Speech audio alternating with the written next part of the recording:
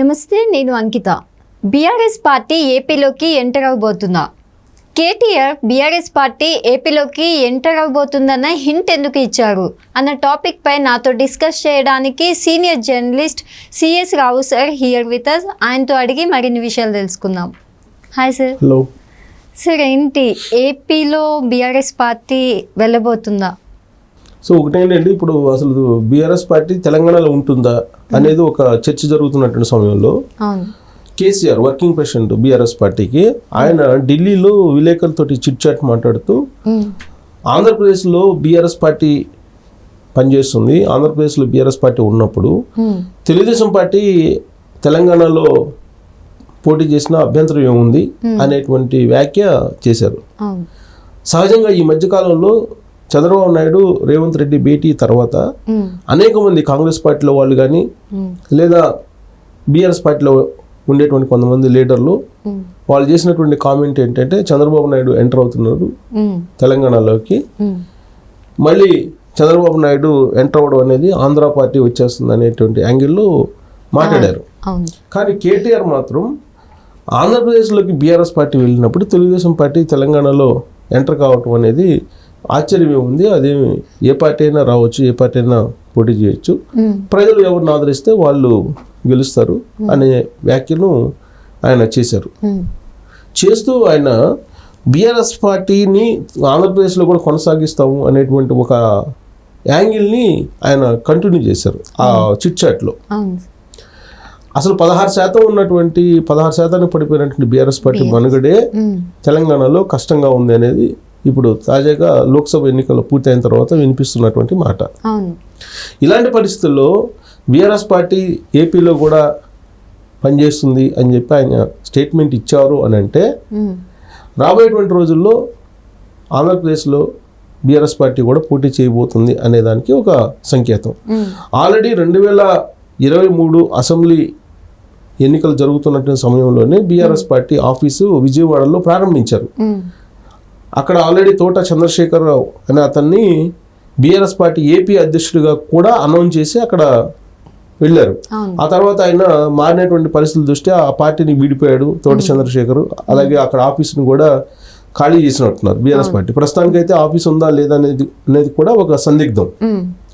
అయితే బీఆర్ఎస్ పార్టీని దేశ స్థాయిలో బలోపేతం చేయడానికి కేసీఆర్ అనేక ప్రయత్నాలు చేసి మహారాష్ట్రకు కూడా వెళ్ళి మహారాష్ట్రలో ఆల్రెడీ కంటెస్ట్ చేసి ఘోర పరాజయాన్ని ఎదుర్కొన్నారు అక్కడ. ఇది అక్కడ ఉండేటువంటి లోకల్ బాడీ ఎలక్షన్స్లో. అయితే ఆయన పక్క రాష్ట్రంగా ఉన్నటువంటి ఆంధ్రప్రదేశ్లో 2024లో జరిగిన ఎన్నికల్లో ఎక్కడ కూడా కనిపించలేదు. అట్లీస్ట్ ఆడ పోటీ చేయాలనేటువంటి ఒక ఆలోచన కూడా చేయలేదు. అలాంటప్పుడు అసలు ఆంధ్రప్రదేశ్లో పార్టీ ఎలా విస్తరింపజేసే అవకాశం ఎక్కడుంటుంది? 2024లో ఎన్నికల్లో పార్టిసిపేట్ చేయాలనే ఆలోచనతో అక్కడ పార్టీ ఆఫీస్ అన్ని కూడా పెట్టారు. కానీ ఎన్నికల్లో మాత్రం వాళ్ళ పార్టిసిపేషన్ కనిపించలేదు. ఎందుకు అని అంటే 2023 అసెంబ్లీ ఎన్నికల్లో ఘోర పరాజయాన్ని చవిచేశారు, అధికారాన్ని కోల్పోయింది బీఆర్ఎస్ పార్టీ. 2023 అసెంబ్లీ ఎన్నికల్లో 39% ఓట్ బ్యాంక్ ఉన్నటువంటి బీఆర్ఎస్ పార్టీ లోక్సభ ఎన్నికలు వచ్చేటప్పటికి 16% పడిపోయింది. దానికి ఆయన కొత్త ఈక్వేషన్ చెప్పారు కేటీఆర్. దాన్ని చెప్తూ ఆంధ్రప్రదేశ్లో కూడా బీఆర్ఎస్ పార్టీ పనిచేస్తుంది రాబోయేటువంటి రోజుల్లో అని చెప్తున్నారు. అంటే దీని అర్థం ఏంటి? రాబోయేటువంటి రోజుల్లో తెలుగు రాష్ట్రాల్లో రాజకీయం ఏ విధంగా ఉండబోతుంది అనేది ఒక విశ్లేషణ చేసుకుంటే కనుక తెలుగుదేశం పార్టీ తెలంగాణలో బలోపేతం అయ్యే కొంది బీఆర్ఎస్ పార్టీ బలహీనపడుతుంది ఖచ్చితంగా. ఎందుకంటే పూర్వపు తెలుగుదేశం పార్టీ క్యాడరు లీడర్లు బీఆర్ఎస్ పార్టీలో ఉన్నారు. వాళ్ళందరూ మళ్ళీ రీబ్యాక్ కావాలి అనేది తెలుగుదేశం పార్టీ అధినేత చంద్రబాబు నాయుడు ఇచ్చినటువంటి ఒక పిలుపు ఇటీవల కాలంలో ఎన్టీఆర్ ట్రస్ట్లో జరిగినటువంటి మీటింగ్లో. ఆ పిలుపుకి ఆకర్షితులై అనేక మంది తెలుగుదేశం పార్టీలో చేరడానికి సిద్ధమవుతున్నారు. పైగా ఒక బీఆర్ఎస్ పార్టీ మాజీ మంత్రి తెలుగుదేశం పార్టీ తెలంగాణ విభాగం అధ్యక్షుడు అయ్యే అవకాశం ఉందనేది కూడా వినిపిస్తుంది. ఈ కదలికలను గమనించినటువంటి కేటీఆర్ తెలుగుదేశం పార్టీ తెలంగాణలో బలోపేతం అయ్యే కొంది బీఆర్ఎస్ పార్టీని ఆంధ్రప్రదేశ్లో కూడా బలోపేతం చేయాలి, తద్వారా తెలుగుదేశం పార్టీని కట్టడి చేయాలి అనేటువంటి ఒక ప్రయత్నం ఆయన చిట్ చాట్లో వ్యక్తం చేసినటువంటి అభిప్రాయాన్ని బట్టి మనం విశ్లేషణ చేసుకోవడంతో పాటు ఒక అంచనాకి రావచ్చు. సరే ఒకవేళ ఆంధ్రప్రదేశ్లో ఎంటర్ అయితే కనుక బీఆర్ఎస్ పార్టీ అక్కడ ఆ పార్టీ ఒంటరిగా వెళ్తుందా లేదా పొత్తులతో వెళ్తుందా అనేటువంటి ప్రశ్న వేసుకుంటే ఖచ్చితంగా బీఆర్ఎస్ పార్టీకి వైఎస్ఆర్ కాంగ్రెస్ పార్టీకి మధ్య బలమైనటువంటి రాజకీయ సంబంధాలు ఉన్నాయి. రాజకీయేతర సంబంధాలు కూడా జగన్మోహన్ రెడ్డికి అలాగే కేసీఆర్కి మధ్య ఉన్నాయనేది అందరికీ జగద్విదితం. అవును. ఇంకొక విషయం ఏంటంటే ప్రస్తుతం ఎన్డీఏ కూటమిలో తెలుగుదేశం పార్టీ జనసేన ఉన్నాయి. ఎన్డీఏ కూటమిని నడిపిస్తుంది ఎవరు? బీజేపీ. బీజేపీకి అంశాల వారీగా మద్దతు ఇస్తామని చెప్పి జగన్మోహన్ రెడ్డి ప్రకటించారు. కేటీఆర్ కూడా అంశాల వారీగా మేము ఎన్డీఏకి మద్దతు ఇస్తామని చెప్పి ప్రకటించారు. అంటే లోక్సభలో వాళ్ళకి ఎంపీలు లేరు బీఆర్ఎస్ పార్టీకి, కానీ రాజ్యసభలో ఉన్నారు. సో అంశాల వారీగా మేము ఎన్డీఏకి మద్దతు ఇస్తామని చెప్పి చెప్పారు. అంటే నరేంద్ర మోడీ తోటి సంబంధాలని తెంచుకోవడానికి ధైర్యం చేయలేకపోతున్నారు కేటీఆర్ కానీ లేదా జగన్మోహన్ రెడ్డి కానీ. దానికి కారణం ఏంటంటే ఇక్కడేమో కవిత తిహార్ జైల్లో ఉన్నారు, రేపో మాపో తెలంగాణలో కాళేశ్వరం ప్రాజెక్టు, ఎలక్ట్రిసిటీ ఒప్పందాలు, ఫోన్ ట్యాపింగ్ ఇవన్నీ కేసులు రెడీ అవుతుంది. అరెస్టులకి రంగం సిద్ధమవుతుందని చెప్పి ఇక్కడ ఉన్నటువంటి రాష్ట్ర ప్రభుత్వం చెప్తోంది. ఇలాంటి పరిస్థితుల్లో అంశాల వారీగా మేము ఎన్డీఏకి మద్దతు ఇస్తామని చెప్పి ప్రకటించడం అంటే కేటీఆర్ ఢిల్లీ కేంద్రంగా చేసుకొని ఈ కేసుల నుంచి తప్పించుకునే ప్రయత్నాన్ని ప్రారంభించారని చెప్పి చెప్పొచ్చు. ఒకటి. రెండు, ఆంధ్రప్రదేశ్కి వచ్చేసరికి ఆంధ్రప్రదేశ్లో కూడా జగన్మోహన్ రెడ్డి ఏం చెప్పారు? మేము అంశాల వారీగా ఎన్డీఏకి మద్దతు ఇస్తాము అని చెప్పారు. దానికి కారణం కూడా కేసులే. జగన్మోహన్ రెడ్డి కేసులు, ఆయనకు bail, Vivekananda Reddy murder case, ఇవన్నీ కూడా ఉన్నాయి. సో ఇలాంటి పరిస్థితుల్లో ఒక వినూత్నమైనటువంటి, ఒక ఆసక్తికరమైనటువంటి, ఒక విచిత్రమైనటువంటి రాజకీయ పరిణామం తెలుగు రాష్ట్రాల్లో కనిపిస్తుంది. అసలు ఆయన బీఆర్ఎస్ పార్టీని ఆంధ్రప్రదేశ్కి తీసుకెళ్ళి ఏం చేస్తారు అనేది ఒకటైతే, తెలుగుదేశం పార్టీకి పోటీగానే అక్కడ విస్తరింపజేస్తున్నాం అనేటువంటి సంకేతాలు ఆయన ఇచ్చారు. అంటే రాబోయేటువంటి రోజుల్లో వైఎస్ఆర్ కాంగ్రెస్ పార్టీని తెలంగాణకు కూడా తీసుకొస్తారా అనేటువంటి ఇంకొక ప్రశ్న కూడా ఇప్పుడు ఉంది. ఎందుకంటే బీఆర్ఎస్ పార్టీ అక్కడికి వెళ్ళినప్పుడు ఇక్కడ వైఎస్ఆర్ కాంగ్రెస్ పార్టీ వచ్చిన ఆశ్చర్యపోవసంలా. కారణం ఏంటంటే ఇక్కడ ఎన్డీఏ కూటమి రాబోయేటువంటి ఎన్నికల్లో పోటీ చేస్తుందని చెప్పి బండి సంజయ్ ఆల్రెడీ చెప్పారు. అంటే తెలుగుదేశం పార్టీ, జనసేన, బీజేపీ కలిసి వచ్చే ఎన్నికల్లో పోటీ చేయబోతూ ఉన్నాయి, తెలంగాణలో కూడా మేము అధికారంలో రాబోతున్నాం అని చెప్పి బండి సంజయ్ చెప్తున్నారు. అలాంటప్పుడు ఖచ్చితంగా ఏదో ఒక కూటమి అయితే కట్టాలి బీఆర్ఎస్ పార్టీ కూడా. అలా కట్టాల్సి వస్తే ఇక్కడ సామాజిక వర్గ ఈక్వేషన్ ప్రకారం ఇక్కడ రెడ్డి సామాజిక వర్గం బలమైనటువంటి సామాజిక వర్గం తెలంగాణ. ఇప్పుడు రేవంత్ రెడ్డి ముఖ్యమంత్రి అయిన తర్వాత, కాంగ్రెస్ పార్టీ పిసిసి అధ్యక్షుడు అయిన తర్వాత రెడ్డి సామాజిక వర్గం కన్సాలిడేట్ అయింది తెలంగాణలో. ఫలితంగా బీఆర్ఎస్ పార్టీ అధికారం కోల్పోయింది, కాంగ్రెస్ పార్టీ అధికారంలోకి వచ్చింది. అది మనం 2023 ఎన్నికల్లో చూసాం. ఆ రెడ్డి సామాజిక వర్గాన్ని చీల్చాలని అంటే కనుక వైఎస్ఆర్ కాంగ్రెస్ పార్టీని ఇక్కడ ప్రమోట్ చేయాలి తెలంగాణలో.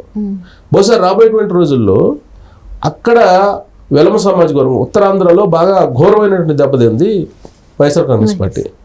సో అక్కడ వెలమలు ఉన్నారు, వెలమ సామాజిక వర్గం ఉంది ఉత్తరాంధ్రలో, చాలా బలంగా కొన్ని పాకెట్స్లో ఉంది. సో ఇక్కడి నుంచి బీఆర్ఎస్ పార్టీ అక్కడికి వెళ్తే ఆ వెలమ సామాజిక వర్గాన్ని ఏకతాటిపైకి తీసుకొచ్చి వైఎస్ఆర్ కాంగ్రెస్ పార్టీకి అప్పచెప్పేటువంటి ప్రయత్నం బీఆర్ఎస్ పార్టీ చేస్తుంది అక్కడ ఆంధ్రప్రదేశ్లో. ఫలితంగా అక్కడ వైఎస్ఆర్ కాంగ్రెస్ పార్టీకి మేలు జరుగుతుంది. అంటే BRS party, YSR Congress party ఒకటి అయ్యే అవకాశం ఉంది. ఇక్కడ రెడ్డి సామాజిక వర్గాన్ని ఏకం చేయడానికి, దాన్ని బీఆర్ఎస్ పార్టీకి అప్పచెప్పడానికి జగన్మోహన్ రెడ్డి వైఎస్ఆర్ కాంగ్రెస్ పార్టీ ఇక్కడ బలోపేతం చేసుకోవడానికి వచ్చే అవకాశం ఉంది. దానికి మూల కారణం ఏం చెప్తున్నారంటే, తెలుగుదేశం పార్టీ తెలంగాణలో ఉన్నప్పుడు బీఆర్ఎస్ పార్టీ ఆంధ్రప్రదేశ్లో ఎందుకు ఉండకూడదు అనేటువంటి ఒక సరికొత్త ఈక్వేషన్ని కేటీఆర్ వినిపిస్తూ ఉన్నారు. మిగతా వాళ్ళకి భిన్నంగా, మిగతా వాళ్ళు ఏంది అసలు చంద్రబాబు నాయుడు రావటమే నేరము తెలంగాణలోకి అనేటువంటి యాంగిల్లో మాట్లాడుతున్నారు. దానికి భిన్నంగా కేటీఆర్ మాత్రం తెలుగుదేశాన్ని తెలంగాణలో అడుగు పెట్టడాన్ని ఆహ్వానిస్తున్నాము అని చెప్పి చెప్పడంతో పాటు ఆయన బీఆర్ఎస్ పార్టీకి సంబంధించి భారతదేశ వ్యాప్తంగా కూడా బీఆర్ఎస్ పార్టీ పోటీ చేస్తుంది కాబట్టి తెలంగాణలో కూడా ఏ పార్టీ అయినా పోటీ చేయొచ్చు అనేటువంటి ఒక లాజిక్ అని చెప్తూ ఆంధ్రప్రదేశ్ అంశాన్ని ప్రస్తావిస్తూ బీఆర్ఎస్ పార్టీని అక్కడ తీసుకెళ్తున్నాం, అక్కడ బలోపేతం చేస్తామనే సంకేతాలు ఇవ్వడం వెనుక ఇంత పెద్ద రాజకీయ స్టోరీ ఉంది. ఇది భవిష్యత్తులో దీన్ని మనం చూడబోతున్నాం అని చెప్పి మనం అంచనా వేయచ్చు. సార్ ఇప్పుడు చూసుకుంటే అసలు ఆంధ్ర తెలంగాణ డివైడ్ అయ్యాక ప్రతి ఒక్కరు మీరు ఆంధ్ర మేము తెలంగాణ అన్నట్టు ఒక తెలంగాణలో ఒక టాపిక్ అయితే నడుస్తుంది. స్టిల్ ఇప్పటికీ కూడా ఏపీ తెలంగాణ అన్నట్టు వార్ ఉంటుంది. సో దట్ ఇప్పుడు ఏపీలోకి కానీ నిజంగా బీఆర్ఎస్ పార్టీ వెళ్తే అక్కడ తెలుగు ప్రజలు ఆదరిస్తారా? అది డెఫినెట్గా ప్రజలు వాళ్ళు కనుక ఆదరించేలాగా కనుక వీళ్ళు చెప్తే, బీజేపీని ఆదరించారు కదా మొన్న ఎలక్షన్లో, అవును, అంతకుముందు కాంగ్రెస్ పార్టీని ఆదరించారు కదా. ఇప్పుడు ఢిల్లీలో పార్టీని ఆదరించగా తెలంగాణలో పార్టీని ఎందుకు ఆదరించరు అని చెప్పి అనుకోవాలి. ఆ రోజు ఉన్నటువంటి పబ్లిక్ ముందు బట్టి ఆదరించే అవకాశం ఉంది. ఇప్పుడు ఇక్కడ కూడా తెలంగాణలో కూడా ఆంధ్ర పార్టీ అని చెప్పి తెలుగుదేశం పార్టీని అంటున్నారు. కాంగ్రెస్ పార్టీ ఢిల్లీ పార్టీ అనుకోవాలిగా, బీజేపీ ఢిల్లీ పార్టీ అనుకోవాలి కదా. బీఎస్పీ వచ్చి పోటీ చేసినా కానీ అభ్యంతరం పెట్టడం వాళ్ళు. సో అన్ని ఏ పార్టీ వచ్చి ఇక్కడ పనిచేస్తున్నా కానీ అభ్యంతరం పెట్టడం లేదు. మరి ఎందుకు చంద్రబాబు నాయుడు వస్తేనే అభ్యంతరం పెడుతున్నారంటే, ఆయన వస్తే కనుక ఇలా కోసాలు కదులుతాయి, వీళ్ళ పునాదులు కదిలిపోతాయి అనేటువంటి ఒక భయం ఆందోళనతో తప్ప, మిగతా పార్టీలు ఆహ్వానించినప్పుడు, ఎక్కడో ఢిల్లీలో ఉన్న పార్టీలు ఆహ్వానించినప్పుడు తెలుగుదేశం పార్టీని ఎందుకు ఆదరించరు, ఎందుకు ఆహ్వానించరు?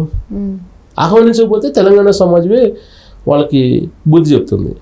ఎందుకంటే తెలంగాణకి మేలు చేసినటువంటి పార్టీలు ఏవైనా ఉన్నాయంటే గత 4 దశాబ్దాల్లో తెలుగుదేశం పార్టీ చేసిన సంస్కరణల వాళ్ళ కారణంగా, ఆ పార్టీ చేసిన అభివృద్ధి కారణంగానే ఇవాళ తెలంగాణలో ఆంధ్రప్రదేశ్ కన్నా తలసరి ఆదాయం ఎక్కువ ఉంది, అభివృద్ధి చెందుతున్నాము, ఇంత గోల్డెన్ హబ్గా మారింది ఇది. ఇది అన్ని రాష్ట్రాల కంటే కూడా. దాని కారణం తెలుగుదేశం పార్టీ అని చెప్పి ఎవరైనా చెప్తారు, చరిత్ర 4 దశాబ్దాల చరిత్ర తెలిసినటువంటి వాళ్ళు. సో కాబట్టి ప్రజాక్షేత్రంలో ఎవరిని ఆదరిస్తారో ఆ పార్టీ అధికారంలోకి వస్తుంది. ఆదరించరని చెప్పి ఎందుకు అనుకోవాలి? ఇప్పుడు కాంగ్రెస్ పార్టీ సోనియా గాంధీ పార్టీ ఆ లెక్కన మరి ఆదరించారు కదా తెలంగాణ సమాజం.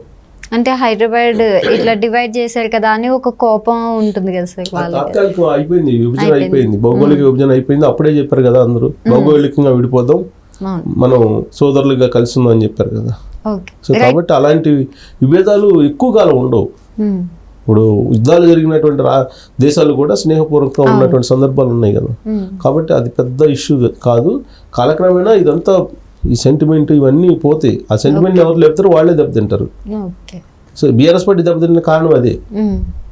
సో రాబోయే రోజుల్లో రాజకీయ పరిణామాలు అనూహ్యంగా మారే అవకాశం ఉంది తెలుగు రాష్ట్రాల్లో. ఓకే.